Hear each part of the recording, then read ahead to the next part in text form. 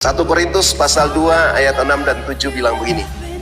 Sungguh pun demikian, kami memberitakan hikmat di kalangan mereka yang telah matang, yaitu hikmat yang bukan dari dunia ini, yang bukan dari penguasa-penguasa dunia ini, yaitu penguasa-penguasa yang akan ditiadakan. Tetapi kami memberitakan ialah hikmat Allah yang tersembunyi dan rahasia yang sebelum dunia dijadikan telah disediakan Allah bagi kemuliaan kita. Nah, Bapak Ibu Saudara, bagaimana supaya kita bisa berkemenangan menjalani hidup yang freedom? Ya, saudara harus bangun kesadaran bahwa Kristus di dalam kita itu adalah pengharapan akan kemuliaan. Kemuliaan yang hilang itu telah dikembalikan lagi. Yesus berdoa kepada Bapa di dalam Yohanes 17, Aku telah memberikan kemuliaan yang kuberikan kepadaku kepada mereka.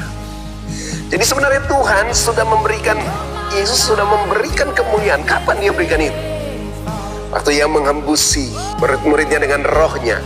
Dan ketika dia berkata, terimalah Roh Kudus, maka sebenarnya dia sedang mengembalikan kita, memposisikan kita lagi seperti yang sedia kala. Roh kita sudah mengalami pembaharuan. Di dalam roh kita yang baru itu ada benih kemuliaan Allah yang Tuhan tetapkan bagi kita. Amin. Karena itu tidak hanya sampai di situ. Bagaimana supaya kemuliaan itu terus berkembang? Bagaimana supaya kemuliaan itu terus terjadi dalam hidup kita dari waktu ke waktu? Maka dikatakan bahwa kita membutuhkan yang namanya hikmat. Amin. Dan Tuhan telah menetapkan orang-orang strategisnya, orang-orang yang ditetapkan Tuhan untuk mengcover hidup kita. Mereka sebagai channel anugerah, sebagai model, sebagai pola untuk menyampaikan, untuk memberitakan hikmat Allah itu bagi kita. Di situ dikatakan, sesungguh pun demikian kami memberitakan hikmat di antara kalangan mereka yang telah matang. Jadi hikmat Allah itu hanya diberikan bagi mereka yang matang. Dalam pengertian matang di sini adalah orang-orang yang sudah dewasa, orang-orang yang punya panca indera yang terlatih. Mereka memiliki understanding, memiliki pengertian. 1 Korintus 14 ayat 20 firman Tuhan bilang begini.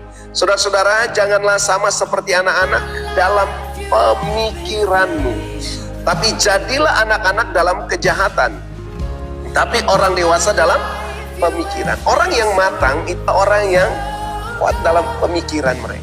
Ada banyak orang sudah dewasa tapi pikirannya masih kekanak-kanakan. Pikiran kekanak-kanakan itu apa? Egois, pentingkan diri sendiri, gampang tersinggung, mudah sakit hati, sudah melayani tetapi iri hati dengan orang lain.